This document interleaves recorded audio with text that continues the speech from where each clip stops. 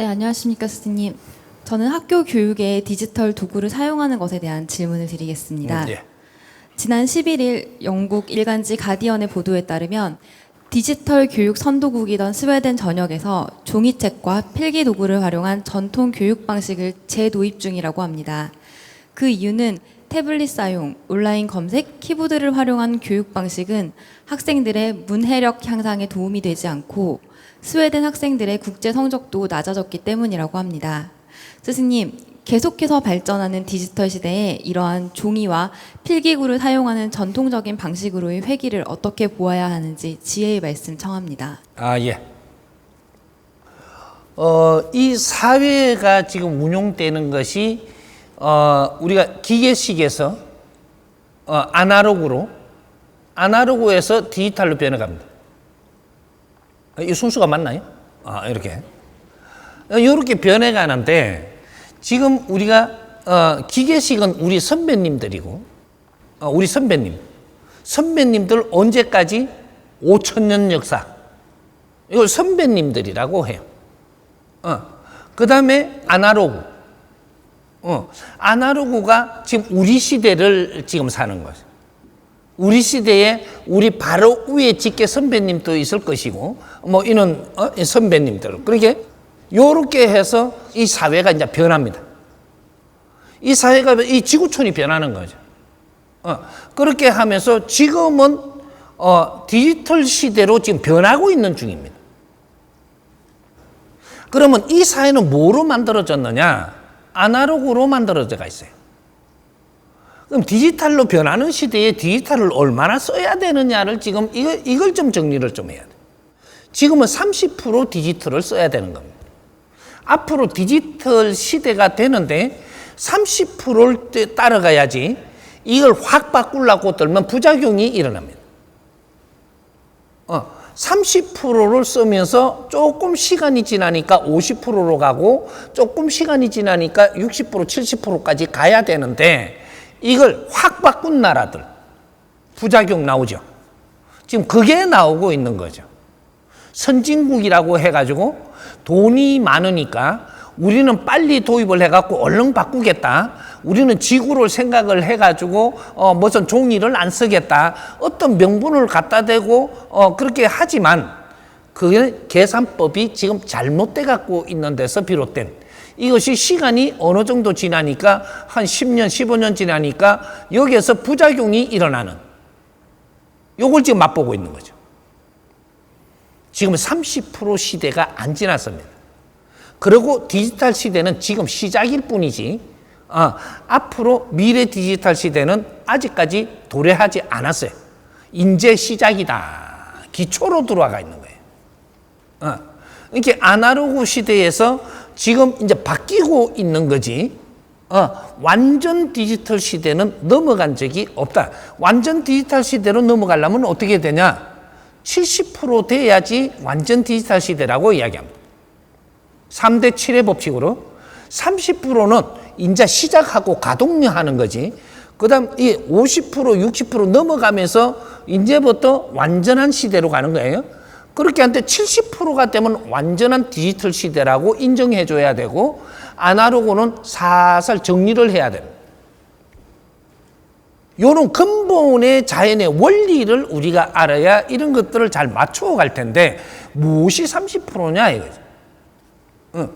우리는 종이로 갖고 쓰던 문화가 있는데 이 종이로 쓰는 문화가 한참 발달했습니다. 아날로그 때. 그렇게 했다가 지금 종이를 없앤다, 자연에 뭐가 어떻게 해서 그렇다, 이렇게 이야기를 하는데 그거는 명분을 너희들이 억지로 만드는 거예요. 자연은 그렇게 망하지 않습니다. 바르게만 간다면. 그렇게 해서 지금 종이를 없애는 게 30% 없어지는 건 맞습니다. 디지털로 가더라도 종이에다가 우리는 기록을 하면서 우리가 이 종이에다 기록하는 게 무엇이 되냐면 인지하고 같이 일어나는 거예요. 뇌하고 같이 움직인다 이 말이죠. 그러니까 우리가 그러면 완전 디지털 시대가 되면 어떻게 되냐? 종이에다가 이렇게 안 해도 다른 방법이 또 나와야 돼요. 손가락은 움직여야 되고 발가락이 움직여야 되고 손가락, 발가락에 전부 다 신경이 전부 다 연결돼 있어요. 이런 것들이 같이 이게 활동을 하면서 우리가 인체가 성장을 하고 모든 그 기관들이 전부 다 발전하게 돼가 있는데 이런 걸 갖다가 태블릿이 한다고 이제 요거만 하고 있어요, 계속. 요거는 발달할지 몰라요, 이렇게 하는 거. 조금 시간 지나면 큰일 납니다. 예? 우리 기부수 해본 사람들 조금 생각할 건데, 기부수 하고 나면요, 요쪽이가 딱 꼬아졌어. 근데 기부수를 했어. 나중에 이거 며칠 만에 풀어요? 한 풀라 그러면 한 달 정도? 뭐 이렇게 하면 풀어요. 한 달을 이걸 제대로 안 썼어. 안 썼는데 여기가 아픈 게 아니고, 여기 아파. 여기가. 기부수를, 이걸 근육을 안 쓰게 한 부위가 아프지, 부어진 데가 안 아파요. 왜 그럴까? 항상 이 근육을 쓰면서 발전하는 거예요. 이게, 그러게 이거를 쓰지 않으면 안 되게끔 만들어 놓은 거예요, 이게. 이걸 써야지만 뇌에도 신경을 보내고, 뭐 이런 것들이 전부 다 이 발도 이게 발을 꼼짝꼼짝 해야, 그래야지 걸으면서도 지가 이렇게 갖고 자꾸 흔들리 줘야. 안 그런 사람은 뇌가 문제가 됩니다.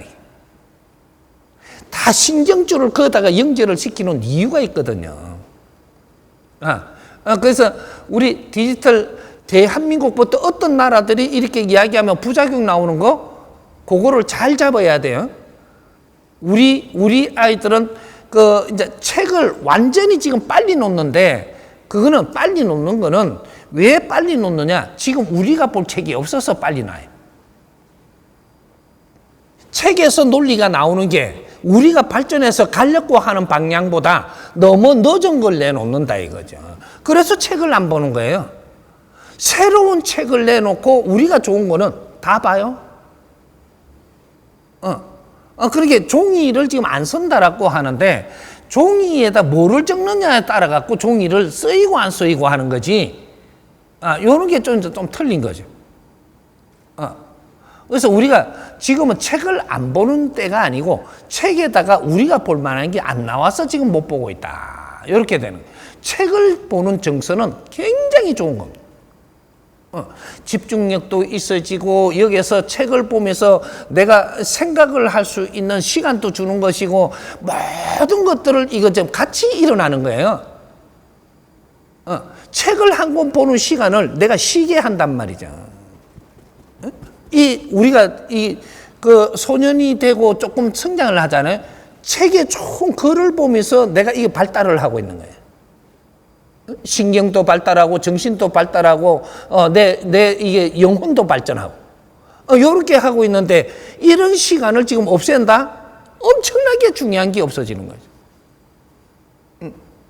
책을 좀 보세요. 책을 봐. 이제 책을 볼 만한 게 없습니다. 그러면 정법에서 빨리 책 만들어 달라 그래. 그래, 책을 봐야 돼. 왜? 책을 보면서 그 정서를 지금 잡아가고 있는 그런 시간 좀 가져야 돼요. 무조건 빠른 것만 빨리 지나간다고 해서 내가 포맷이 싹 들어오는 게 아니에요. 책을 보면서 여기서 우리가 기본적인 걸 아는 걸 갖고 책을 보면서 이걸 정리가 척척척척 돼 간단 말이죠. 이런 것들. 그래서 우리가 본문 듣는 것만 하지 말고 책도 한 번씩 보세요. 보면서 이거는 내가 명상하려고 달라들지 말고 책부터 보라니까. 책을 보면서 내가 오늘 이걸 책을 보고는 탁 듣고는 잤는데 오늘 어떤 꿈이 꾸이는가. 네가 노력한 게 있기 때문에 하늘에서 주는 기운이 달라. 이런 것들도 생각을 해야 돼. 그러니까 내가 2, 3일 동안 이 다른 거는 뭐 나오고 책을 봤는데, 그 다음에 이 노력한 게 있기 때문에 네한테 하늘에서 어떤 기운을 주는지, 그런 것들이 내가 선몽도 줄 수 있고, 새벽에 명상할 때 뭔가가 새로운 길을 열어줄 수도 있고, 여러 가지가 일어나는 거예요. 이제 우리 국민들 책을 다시 손에 잡아야 될 텐데 잡힐 만한 책이 안 나와서 그런 거니까 그런 것들을 새로이 우리가 풀어서 그러니까 우리가 지식을 새로이 풀어가지고 내놓는 답을 갖고 책을 만들어요. 진리의 책. 이런 게 나와야 된다 이거죠. 내가 진리의 책 중에서 제일 먼저 내준 그 대목이 뭐냐면 우리가 뭐죠? 통찰과 역설. 이걸 내주면서 제일 앞에 담아놓은 게 있어요. 검찰과 도덕은 똑같다. 똑같은 기운이다. 누가 그렇게 보나요? 이 지식을 풀어서 답을 꺼내니까 그래 나오는 거예요. 검찰이나 도덕이나 기운이 같다라는 것은 너희들하고 연결을 해놨다 이 말이죠. 널 만나야 돼. 널. 왜? 공부해야 되니까. 아직 그 공부가 안 끝나서 검찰을 하는 거예요. 그러니까 이 기운이 같은 레벨에서 지금 논다 이 말이죠. 이러면 공부를 시켜서 월등하게 달라지는. 이제 그런 것들이 우리는 사고를 우리가 생각을 할 때 이때까지 세상이 만들어 놓은 검찰은 좋은 사람이고 도둑놈은 나쁜 사람이다 이런 사고를 이제 새로 풀어가지고 정확한 답을 꺼내야 돼. 그러면 이 지금 도둑을 한 사람은 어떤 면이 안 좋고 어떤 면은 살려야 되고 뭐 이런 것들이 나온단 말이죠. 그래서 죄를 이 벌을 줄 때는 4대 3대 3으로 안 되면 이거는 범죄가 될 수가 없어요. 4대 3대 3. 그러면 이 4가 누구냐? 범죄를 저지른 사람이 40%. 이거만큼은 내가 새로 공부를 해야 되는 거예요. 그래서 그 형을 주는 것이 그 시간을 단독으로 줘가지고 그 공부를 하게 놔두는 건데 여기 누가 공부를 안 시켜주니까 허시간을 보내고 나오니까 다음에 또 그런 짓을 하는 교화를 못 시키고 바른 걸 찾아주지를 못하고 이는 공부가 없다. 그런 책이라도 나와야 되는데 들어가서 읽어볼 책이라도 있어야 되는데 이런 게 없어. 그래서 그러면 30%는 뭐냐? 30%는 이 사회가 잘못 운용을 해서 일어나는 속에서 지금 범죄를 했기 때문에 30%는 국가가 담당을 해야 됩니다. 책임을. 그 다음 30%는 또 누구 거냐? 지금 상대가 있는 거죠. 상대의 잘못도 30% 있는 겁니다.